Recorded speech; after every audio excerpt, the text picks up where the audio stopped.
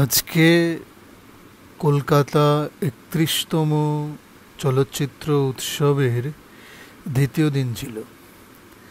এই দ্বিতীয় দিনে নন্দন ওয়ান সিনেমা হলে আজকে ৭টার সময়, মানে আজকের দিনের শেষ শো ৭টার সময় ছিল অরণ্যের দিনরাত্রি।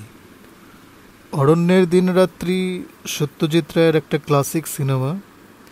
এই সিনেমাটা 4K-তে রেস্টোর করা হয়েছে। 4K-তে রেস্টোর করার পরে এবছরই কান ফিল্ম ফেস্টিভ্যালে দেখানো হয়েছিল। তো আমাদের সৌভাগ্য, কলকাতাবাসীদের জন্য সৌভাগ্য, বা কলকাতা ফিল্ম ফেস্টিভ্যালে যারা সিনেমা দেখতে এসেছেন বিভিন্ন অঞ্চল থেকে, জায়গা থেকে, তাদের সবার জন্যই সৌভাগ্য যে তারা এই রেস্টোর্ড ভার্সন, মানে অরণ্যের দিনরাত্রি সিনেমার রেস্টোর্ড ভার্সন দেখার সুযোগ পেলেন কলকাতায়। তো সিনেমাটা তো আমাদের সবারই দেখা, আর এটা 4K-তে রেস্টোর করার পেছনে হাত রয়েছে হলিউডের বিখ্যাত দুই পরিচালক। একজন হলেন মার্টিন স্করসেস আর একজন হলেন ওয়েস অ্যান্ডারসন। তো আমরা সবাই জানি মার্টিন স্করসেস, ওয়েস অ্যান্ডারসন এরা সত্যজিৎ রায়ের গুণমুগ্ধ। তো তাঁরা দুজনে এই অরণ্যের দিনরাত্রি সিনেমা রেস্টোর্ড, যে রেস্টোরেশন প্রসেস, মানে রেস্টোরেশনের যে কাজ, সেই কাজে তারা খুব সাহায্য করেছেন। আর এই রেস্টোরেশনের কাজে বিশেষ করে ফিল্ম হেরিটেজ বলে একটি সংস্থা আছে, তারপরে ক্রাইটেরিয়ন, যারা ক্লাসিক সিনেমাগুলোর ভিডিও বা সিডি বের করতেন বা এখনও করেন, বিদেশে তাদের একটি চ্যানেলও, এই ওটিটি প্ল্যাটফর্মও রয়েছে। তা সেই ক্রাইটেরিয়ন এই কাজে যুক্ত ছিল, ফিল্ম হেরিটেজ এই কাজে যুক্ত ছিল, আর জানুস ফিল্ম এই কাজে যুক্ত ছিল। এই তিনটে মানে আন্তর্জাতিক চলচ্চিত্র জগতের তিনটে বিখ্যাত সংস্থা এই অরণ্যের দিনরাত্রি সিনেমার রেস্টোরেশনের কাজের সঙ্গে যুক্ত ছিল। আর এই 4K রেস্টোরেশনের যে কাজটা করা হয়েছে সেটা একদম অরিজিনাল ফুটেজ আর সাউন্ডের সেই ম্যাগনেটিক টেপ ইউজ করে করা হয়েছে। এই এই ফুটেজ আর ম্যাগনেটিক টেপ ছিল প্রিয়া দত্তের কাছে। প্রিয়া দত্ত মানে অরণ্যের দিনরাত্রি সিনেমার যে প্রডিউসার প্রিয়া ফিল্মস, সেই প্রিয়া ফিল্মসেরই কর্ণধার হয়তো, মানে আমার তাই মনে হচ্ছে, প্রিয়া দত্ত নামটা লেখা ছিল ওখানে। প্রিয়া দত্তের কাছে যে অরিজিনাল ফুটেজ আর ম্যাগনেটিক টেপ ছিল সেইগুলোকেই ব্যবহার করেই সিনেমাটাকে 4K রেস্টোরেশন করা হয়েছে। তো আজকে নন্দন 1 হলে সিনেমাটা দেখলাম। সিনেমাটা তো খুবই ভালো লাগে, মানে দুর্দান্ত একটা সিনেমা। কিন্তু কথা হচ্ছে সিনেমাটা আমি সবসময় টিভিতেই দেখেছি, মানে হোম ভিডিওতে হোক বা মানে হোম ভিডিও প্ল্যাটফর্মে, মানে বাড়িতে সিডিতে হোক বা ক্যাসেটে হোক, বা কোনো দিন টিভিতে সম্প্রচার করা হয়েছিল হয়তো, সেই টিভিতে দেখেছি। কিন্তু হলে আজ প্রথম দেখলাম। আর অরণ্যের দিনরাত্রি আমার হলে দেখার সৌভাগ্য হয়নি, তার কারণ এই সিনেমা আমারও জন্মের আগের সিনেমা। তো আর হ্যাঁ, এটা ঠিক যে পুরনো সিনেমা রিলিজ হয়, কিন্তু আমি এই রিলিজ মানে আমি দেখিনি, মানে আমার চোখের সামনে আমি এই সিনেমা রিলিজ হতে দেখিনি। তো এই বছর 4K রেস্টোরেশন হওয়ার পর অরণ্যের দিনরাত্রি রিলিজ হয়েছে। আর এই রিলিজ কিছু কিছু সিনেমা হলে হয়েছে, কলকাতার বেশ কিছু সিনেমা হলে এটা চলছে। সেই সঙ্গে কলকাতা ফিল্ম ফেস্টিভ্যালে, মানে 31তম কলকাতা ফিল্ম ফেস্টিভ্যালেও একটা শো ছিল। আরও শো আছে হয়তো, আমি জানি না। তো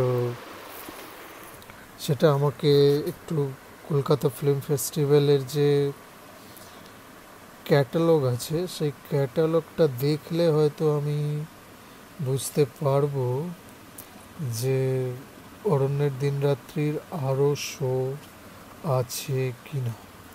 তো একবার দেখে নিই। রেট্রোস্পেকটিভ আছে, ফোকাস আছে, হ্যাঁ রেস্টোর্ড ক্লাসিক্স, হ্যাঁ রেস্টোর্ড ক্লাসিকে অরণ্যের দিনরাত্রি দেখানো হয়েছে। না, এটা আজকেই, একমাত্র আজকেই 8 নভেম্বরেই এই শোটা ছিল।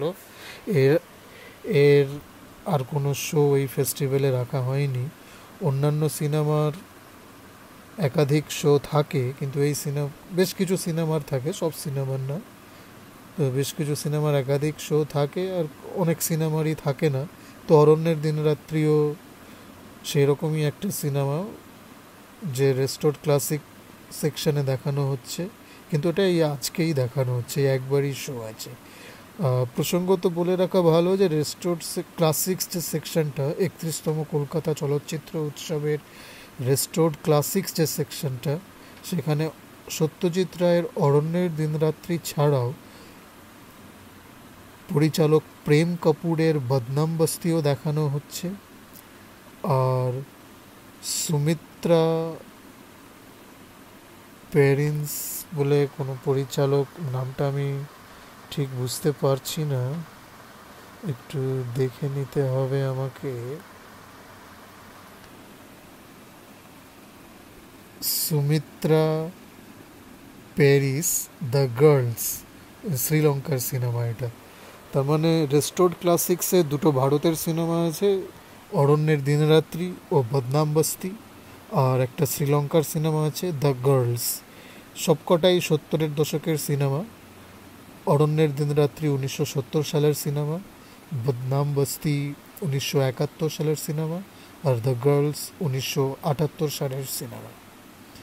তো অরণ্যের দিনরাত্রি আজ 8 তারিখে দেখালো, বদনাম বস্তি কালকে আছে নজরুল তীর্থ 2-তে দুপুর 2টোর সময়, আর দ্য গার্লস আছে 13 নভেম্বর নন্দন 2-তে সকাল 11টায়। তো এই রেস্টোর্ড ক্লাসিক সেকশনে 3টে সিনেমা দেখানো হচ্ছে, তার মধ্যে অরণ্যের দিনরাত্রি একটা। তো আমি আজকে অরণ্যের দিনরাত্রি দেখলাম, সত্যজিৎ রায়ের ক্লাসিক সিনেমা একটা। তো এই সিনেমাটা দেখে আমার একটাই কথা মনে হলো যে যতই ওটিটি প্ল্যাটফর্ম আসুক, সিনেমা বারে বারে চ্যালেঞ্জের মুখে পড়েছে। বিশেষ করে টিভি, ভিডিও এসবের চ্যালেঞ্জের মুখে তো পড়েছিলই এক সময়। আর এখন ওটিটি প্ল্যাটফর্মের চ্যালেঞ্জের মুখে পড়েছে।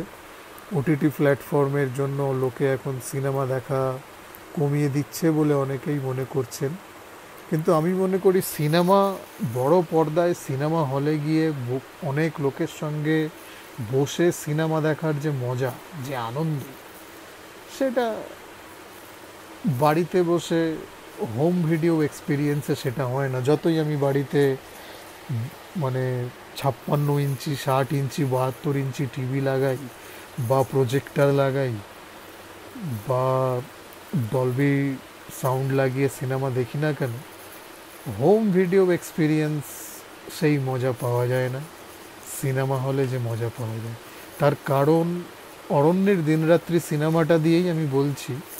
এই সিনেমাটা আমি বাড়িতে তো প্রচুর অনেকবার দেখেছি, ভালোও লেগেছে, কিন্তু আজকে হলে যখন সিনেমাটা দেখলাম সেটা আমি বেশি এনজয় করেছি। সিনেমাটা অনেক বেশি এনজয়, মানে একটা দাগ কেটে গেছে সিনেমাটা আর কি, খুব ভালো লেগেছে। এটা হলে না দেখলে এই এক্সপিরিয়েন্সটা আমার হতো না। হলে দেখেছি বলেই এই এক্সপিরিয়েন্সটা আমার লাভ হলো।